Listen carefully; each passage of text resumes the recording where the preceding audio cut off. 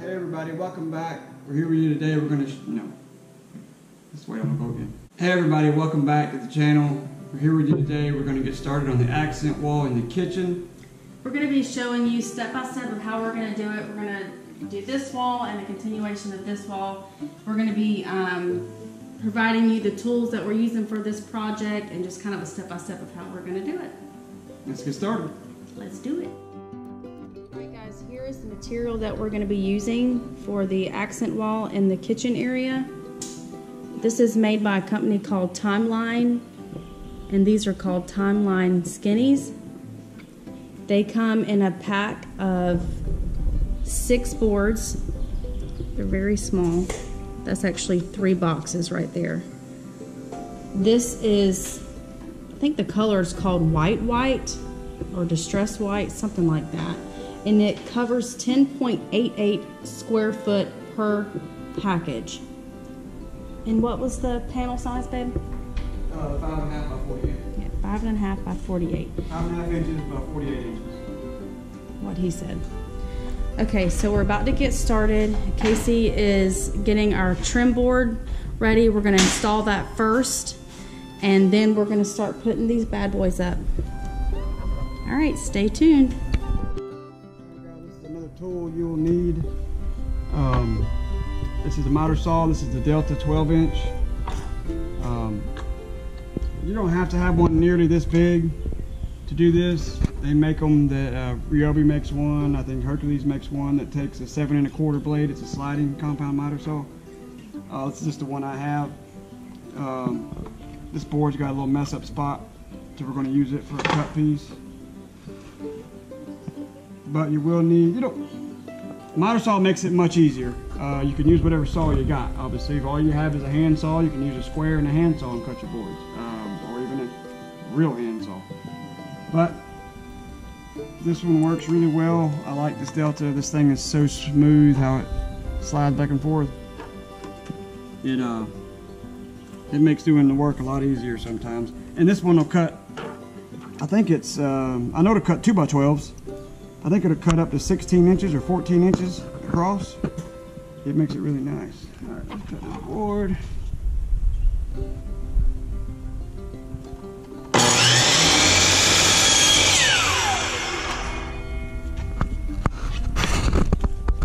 And I'm going to go ahead and cut a couple half pieces, so we'll have them.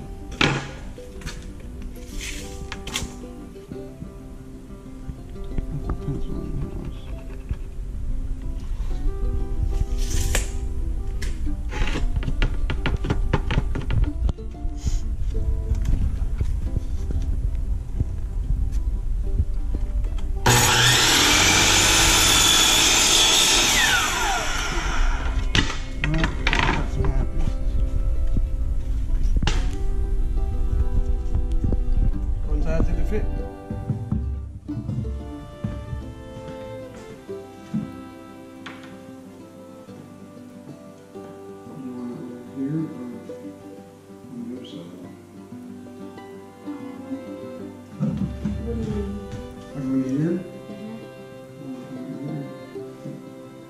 I like that better. You see more of the board.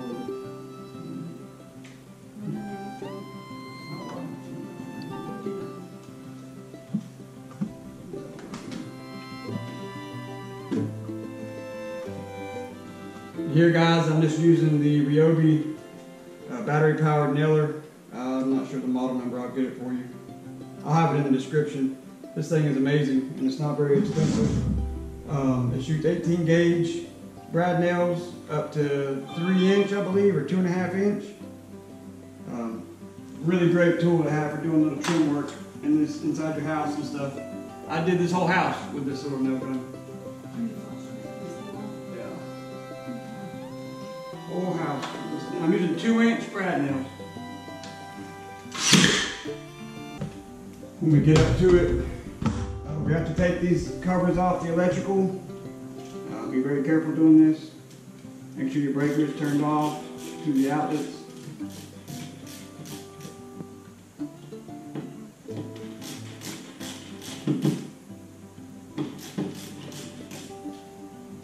covers off. So we can run our wood all the way up to it. Go get some of the wood.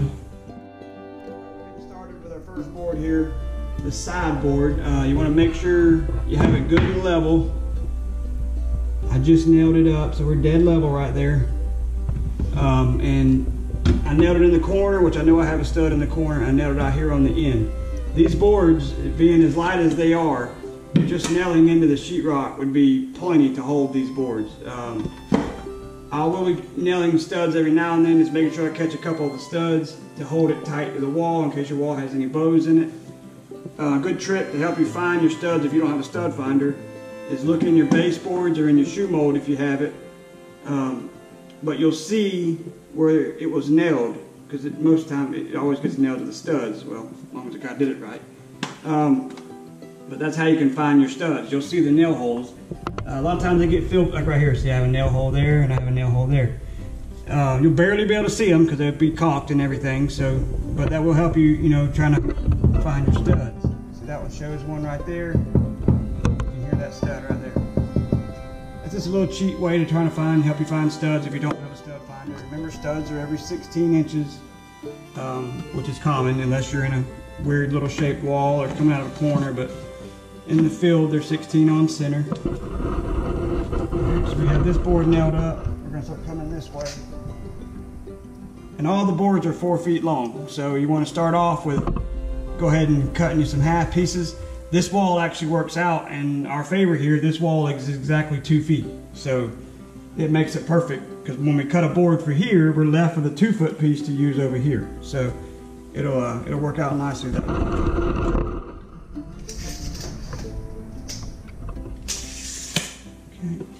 Get it started in the corner. Make sure our boards are staying perfectly flush with each other, because we can always caulk this bottom if we have to. You can see here, my board is down tight here, but down here it's got a little bit of a gap. You can kind of see that getting bigger as it comes this way.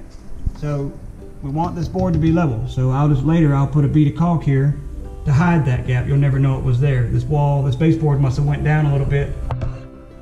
Back up here. We don't want to follow that baseboard, because then our wall going up, the whole thing will do the same thing. We don't want that. Put our level here.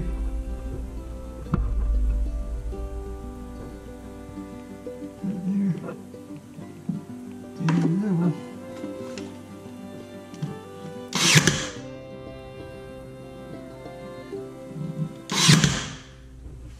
That's not any stuff yet. We'll find some studs and get them nailed off good. I'm just trying to get my first run going, and I really don't want them in the studs yet, because if I need to pull them, it's not so hard. Okay, that gets our first run. That's normally your hardest part. Now we're just cutting boards and going up and staggering your seams. Make sure you don't have 2 boards land on the same seam. You know, we'll have a seam here, and then our other seam is going to probably be about, it all depends on however you want to do it. We can make our seam here. We can cut a small piece, make our seam over here. You want to lay out your seams to where you don't have a bunch of scrap either. You don't want it, they're 4-foot boards. You don't want to cut some little pieces and then every run you're going up, you're throwing away a piece that you can't use anywhere else. Otherwise, you're going to buy a lot of extra material that it's just going to be wasted. All right, let's get some more boards and start going up. Always remember, by your outlets you have a stud. It's going to be on one side or the other. Normally, hear the difference? That's the side with the stud. Obviously, the hollow side, there's no stud. So you want to go right here by it. The stud's going to be about right there, 1.5 inches thick. Put a nail in it. Then once you've found one stud, you know 16 inches over is another one. So we're going to have another one right here. Hear it? You can hear it. Big difference in the way it sounds. Your 16 inches is a stud. And anybody that doesn't know, on your tape measure, your 16 will be red. All the other numbers will be black. Your increments of 16 will be red. Let me turn it around. So 16, you get to 32, it'll be red. Come on to 48 is your next one. And then you get to 64. You know, it keeps going that way. But anyway, every red one is your 16 inches. 16 inch on center for your stud. That's why they make it that way. So instead of having to try to find every number, you can just look for the red. All right, let me get some boards.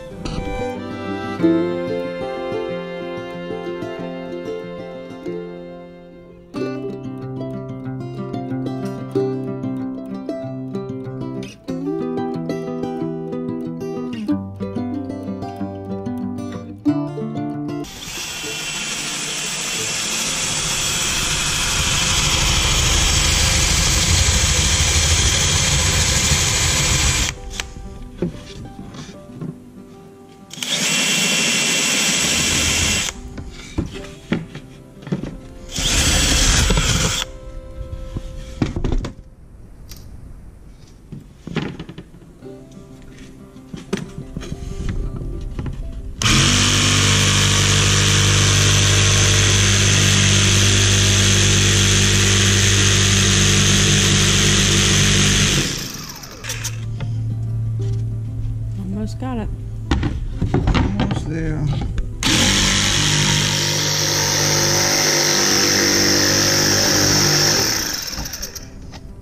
Bada bing, bada boom. I'm doing it from the back so that the saw blade doesn't tear up the finish coming away from it. I was going to cut your cuts from the back side. Now the moment of truth. Is it going to fit? Alright. Got the board in, it fit. I set it in place in here. You have to take this out. Undo your 2 screws, pull it out, wiggle it through your hole, put it back in, and then I had to take out these screws that were holding this in and replace it with longer ones. I bought this little kit at Home Depot. It's an electrician's machine screw kit. It's got longer ones, shorter ones, whatever you need. But this is good to have if you're doing a lot of stuff at your house where you're having to, if you're doing tile backsplashes or little accent walls and you got to put longer screws to hold your outlets in. This little kit comes in handy. But we got it in here now. We got our height good at both ends. We can nail it up. We know we got a stud here. And here we go. Now I'm gonna find my 16 inches over this way. Another stud. This will go right there.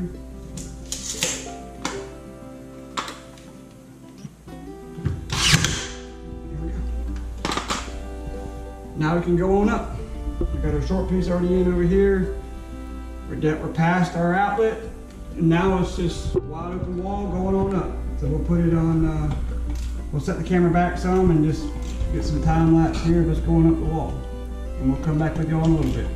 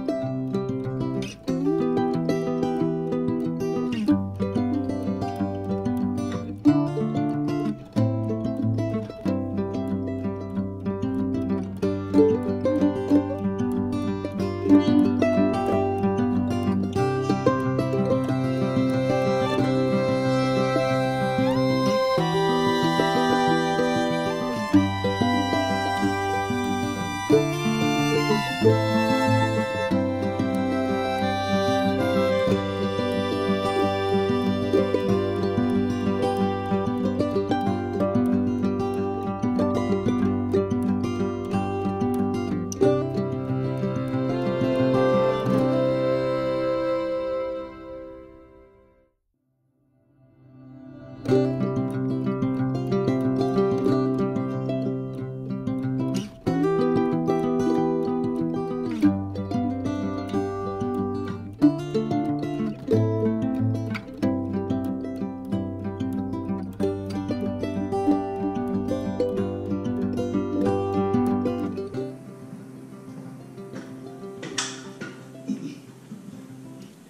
guys, we've made it up here to the top of the wall.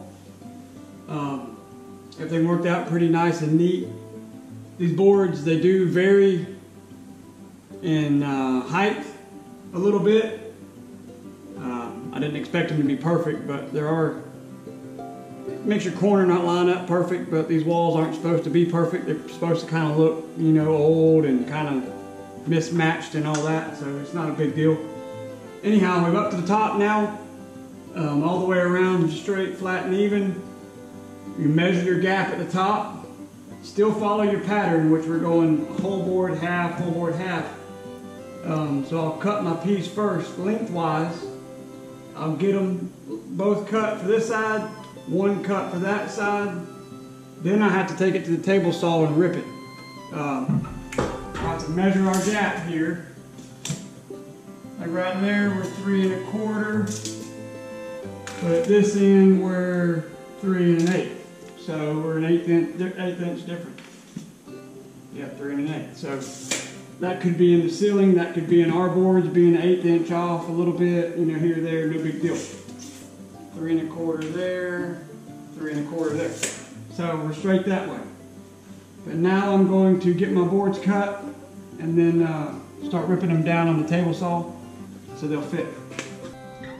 Okay, I've got all my boards cut down, got them in here. Just got them sitting in place. I'm about to nail them up. But they all fit pretty good. Get this last run nailed and then we can start. Ta-da! Looks good. Now I can mount the doorbell back up while I'm up here. There we go, hit the doorbell to make sure it works before I put it all up.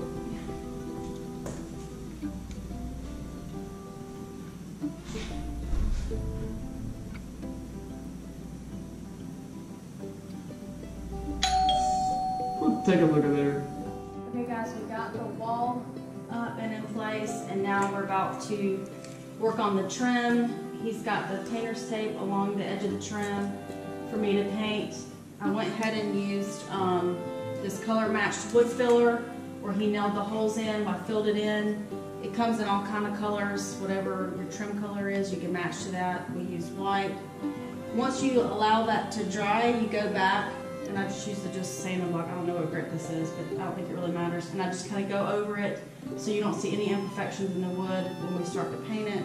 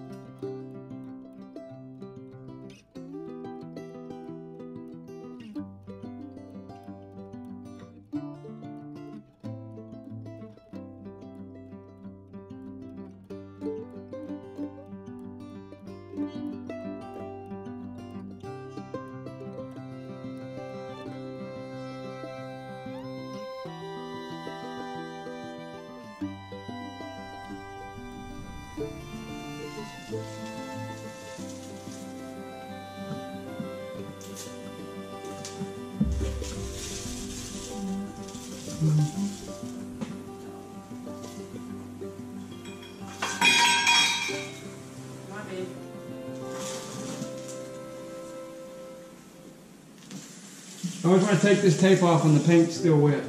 Hey, tilt it up some.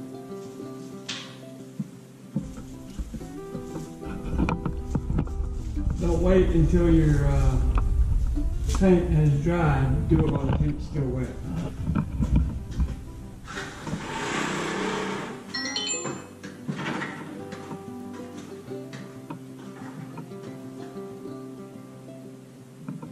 Don't let that hit the wall.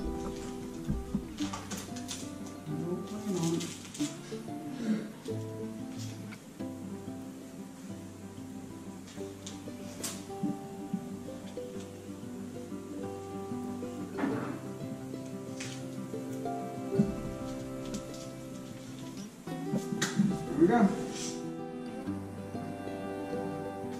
Alright guys, we got everything up here. Now I'm going to be mounting up these brackets.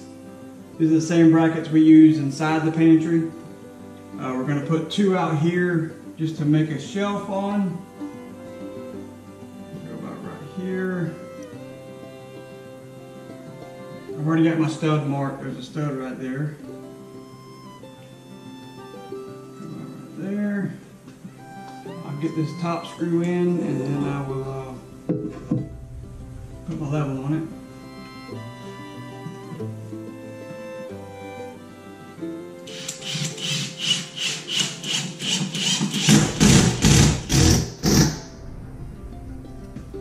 Okay, and when I drilled my brackets for my screws to go through, I drilled like a 1/4 inch or 3/8 hole, and then I drilled about a 1/4 way down with a maybe like a 5/8 hole, just so my screws would countersink, so the heads aren't sticking way out. I'm afraid I went a little too tight with that.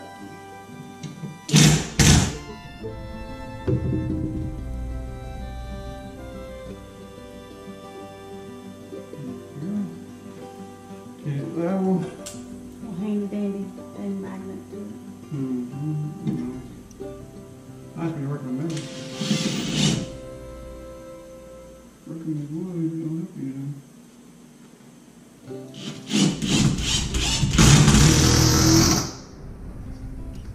There we go.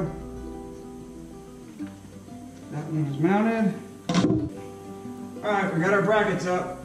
Now I'm going to get some boards put on it. You can use one 2x12 on here, just rip it down. These come out 10.5 inches. Yep, 10.5. So you can take one 2x12 and rip it down to 10.5, or you could use 2 2x6s, which gives you 11. You just rip one of them off a little bit. We don't actually have any 2x12s here, so I'm going to use 2 pieces of 2x6. So I'm going to get those cut and get them pocket hole jig together and make the shelf. Okay guys, got the shelf built. Like I said, I didn't have a 2x12, so I used 2 2x6s. Pocket hole jigged them together. Very simple. Jessica just got done staining it. Anybody needs to see how to do that, you know, just shoot us a comment down below. We can make a short video. All I did was pocket hole jigged them together. It's 10.5 inches, so I put the 2 boards together, I pulled my 10.5 and ripped the back edge of my board down. But that's how it looks, that's where it'll go. It's stained, the stain isn't dry yet, but I wanted to show y'all what it looked like. Finished product. We got the shelf up over here. Got a couple books and knickknacks and all that. Got the shelf all stained and mounted. Got it all up, looks good.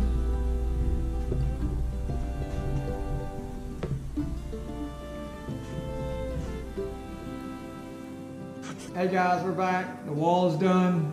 The shelf is done, and it turned out pretty good. Pretty good. Nothing challenging about it. Took us about 3 or 4 hours. That's with using the GoPros and filming with them for the first time. That was a whole learning experience in itself.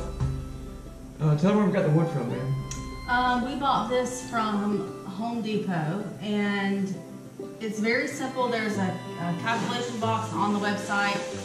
You just input how much square footage you're using, and it tells you how many boxes you need. So it's very simple to use, and I think we had some left over, so. Yeah, we got 6 boxes, and I only used 1 piece out of the 6th box, so it does, it covers what it says it covers, if not a little more. So it turned out really nice, so then I just add a little bit of decorations up there. I think it's really cute. But it was a project just in a day. So if you have all the stuff you need, it's literally a day project. So it's very simple. I think it adds a lot to this little area. It was kind of like dull gray. There was really nothing here. And actually our son mentioned when he first saw it, he said it made it look bigger. And then I kind of stepped back and I said, yeah, it does make the area look bigger. So I'm happy and pleased with it.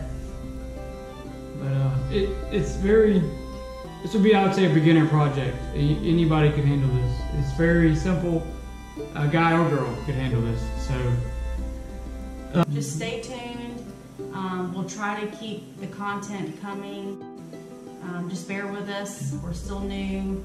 And, still learning. Yep. Lots to learn. We have Andrew from the Kelly's Country Life. Big help. Big shout out to Andrew. He has helped guided us a lot. He's talked to Casey several times on how to do things YouTube, how to post them, edit them. Yep. So he's been a huge help. Huge help. Like I wouldn't even know where to start with some of this stuff. So Yeah. thank you, Andrew, for that. Yes, and thank I you really, very much. really appreciate it taking the time to help me with that stuff.